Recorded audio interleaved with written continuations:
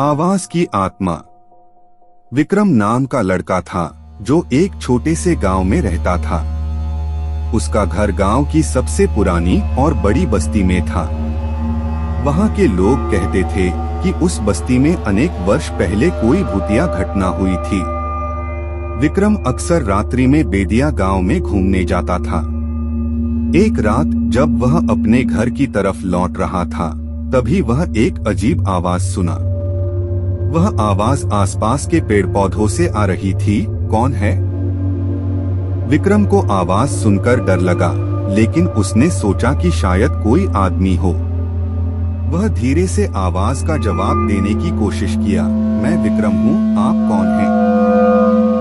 आवाज ने कहा, मैं तुम्हारे आसपास ही हूँ। तुम मुझे देख नहीं सकते, लेकिन मैं हर जगह हूँ।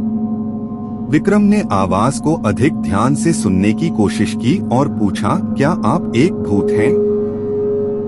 आवाज ने कहा, हाँ, लेकिन मैं तुम्हारा दुखद मित्र भी हूँ। विक्रम ने कहा, मैंने कभी सोचा भी नहीं था कि मैं एक भूत से बात करूंगा। आप कौन हैं? क्यों यहाँ आए हैं? आवाज ने कहा, मैं उस पुरानी घटना का हिस्सा हूँ जिसने इस बस्ती को भूतिया बना दिया।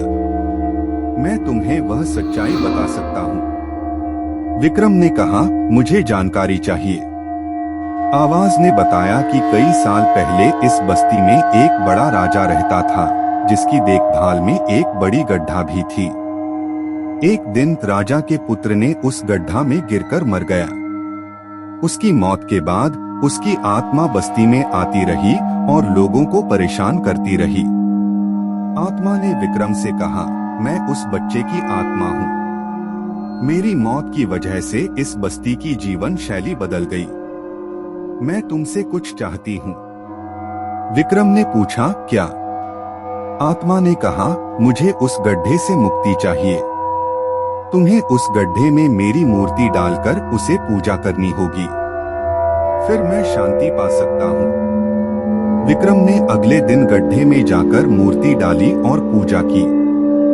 जैसे ही उसने पूजा समाप्त की, आवाज की आत्मा गांव से गायब हो गई।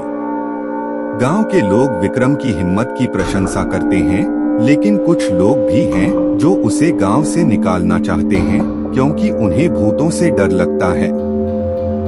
विक्रम ने सोचा कि भूतों की असली दुनिया भी अद्भुत होती है और वह अब किसी भूतिया घटना के बारे में सोचता भी नहीं।